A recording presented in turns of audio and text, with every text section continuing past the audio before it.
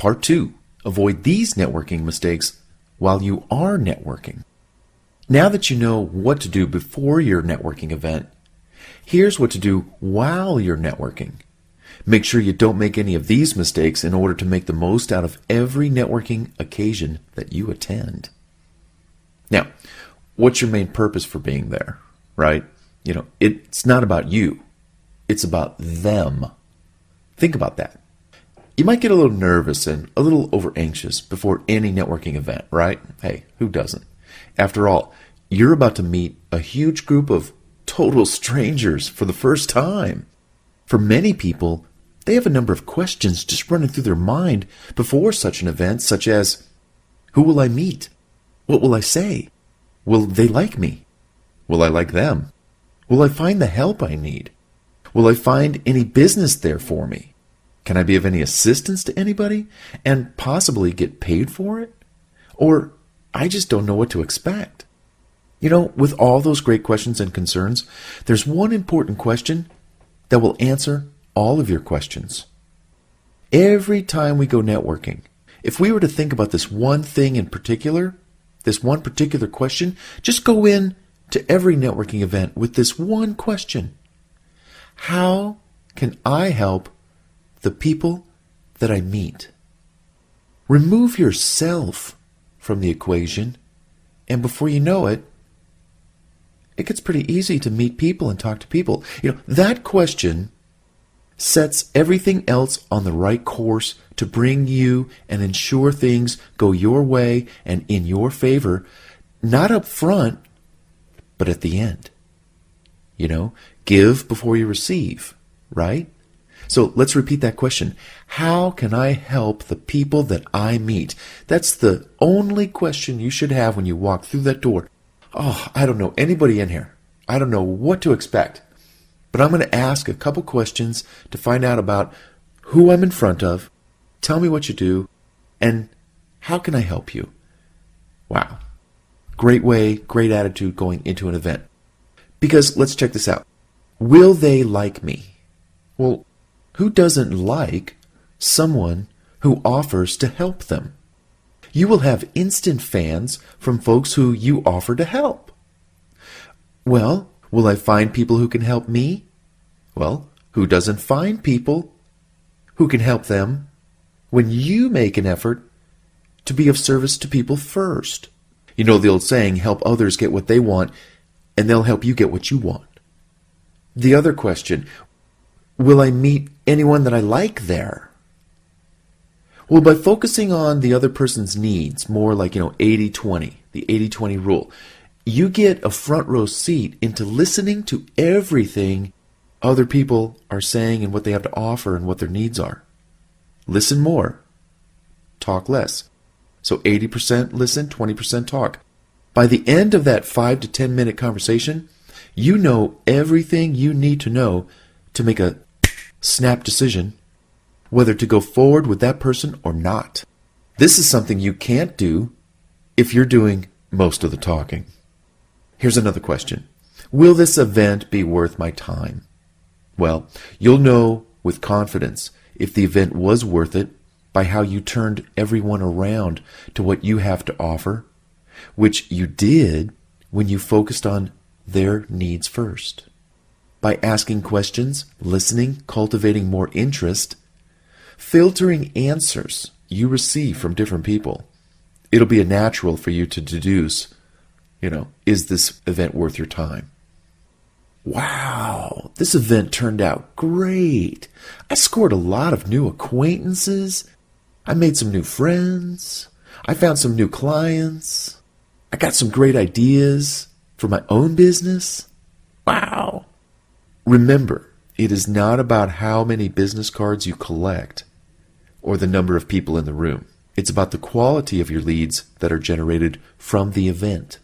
So, to summarize this first mistake that most people make, people tend to talk too much about themselves, or the way they present themselves isn't structured, rehearsed, or prepared, so they do speak in random sentences versus, very clear-cut, precise sound bites, which is more reason why you need to take control of the conversation. Now, you know what to do, right? Extract information from other people to find out if you can help them, and ultimately they may be able to help you.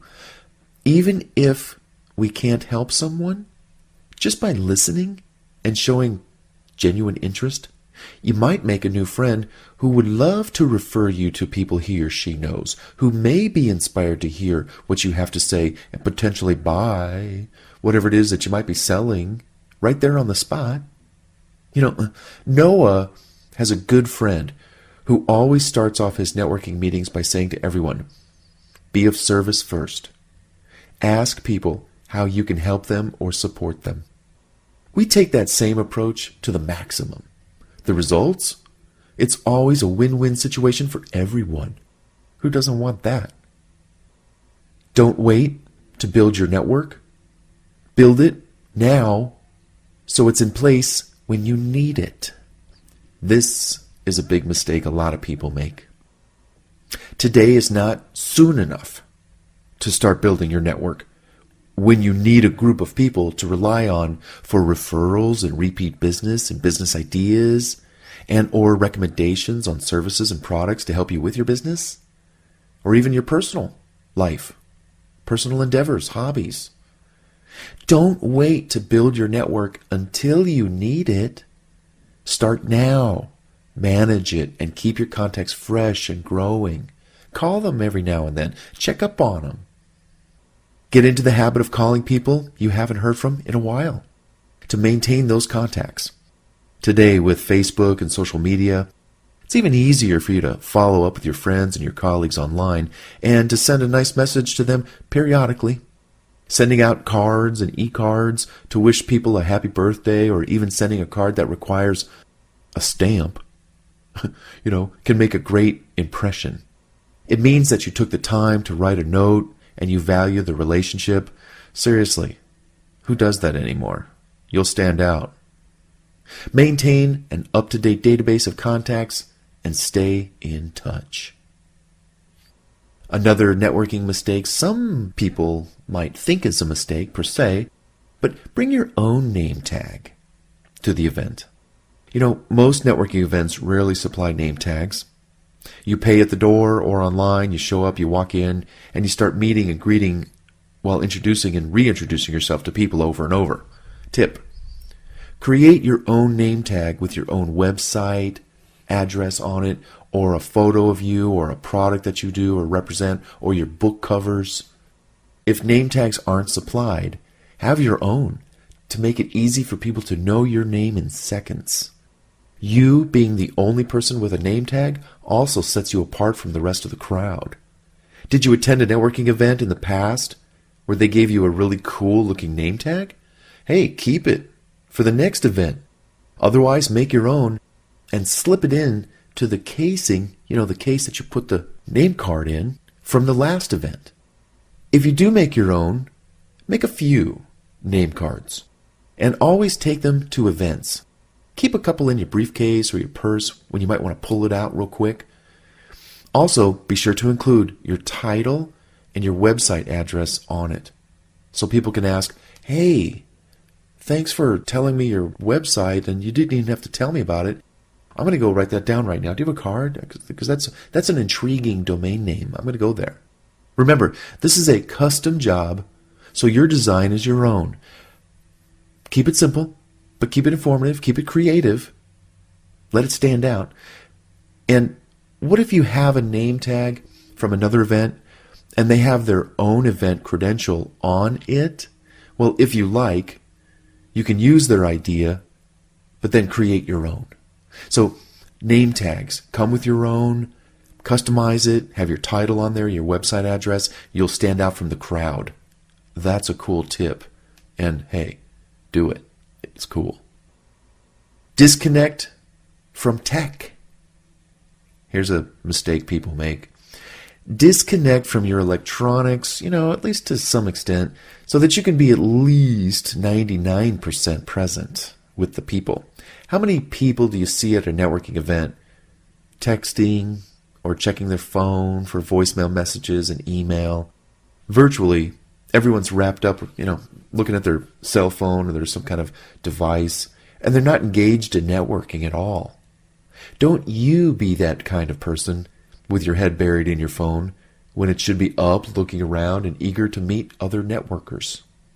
Someone who's looking to meet you doesn't want to see that you're too busy just doodling on your phone or whatever to kill time. Talk about a lost opportunity. You can check all those emails and text messages later, or when you're on a break, or when you go to the bathroom. Put your phone in your pocket or your purse or your briefcase and leave it there. Got family? Sure. Check the phone if it vibrates. Yes, just turn it on vibrate. That's cool. That's all right. Hey, don't want to ignore a phone call from home if it's an emergency. But you don't need the phone on too much when you're networking. Absolutely. Pull it out when you want to take a picture or document someone's phone number. That's okay. Otherwise, if it's from the outside coming in or you're wanting to check outside when you're on the inside, Now, if you did your homework, you should be at an event that is going on to be worth your time to put in your time. So unless it's an emergency, networking is not a place for phones with those few exceptions. And of course, one big exception is you can always pull out your phone when you want to have a semi-legitimate excuse to leave a crowd or leave a conversation. Hold on a second. I just felt my phone ring. Oh my gosh, it's my mom. I have to take this call real quick. Hey, when you got to get out of a conversation that's dead end, you can use your phone. Okay? Branding is everything, and your brand is you. So promote it, build it, publicize it. Depending on what you do, you are the brand people need to meet. So know and engage with your products and your services with them. Do this proudly and confidently by being of service to others in what you do and how you do it. Such as, wow, Bart and Noah, they were really great to talk to. They were so into what I was doing and offered a number of innovative ideas for me on promoting my business. That meant a lot to me. I'm going to call them after the event to arrange a time when we can get together for coffee or to continue the conversation. I can't wait. Now imagine a dozen people walking away from the event with those statements going on through their head. That's what you want. That's what we want. Now, on the other hand, be on the lookout for people who just might take up more of your time than you can afford. That's why systems and communication rules are vital to protecting your time and funneling people into the appropriate categories. Potential friend, client, moocher, drag, waste of time, drainer. We met a very successful man named Steve. He's a producer who would offer his time to help people in between projects. He was also a great chef. So he offered to cook for people, to help them in various ways.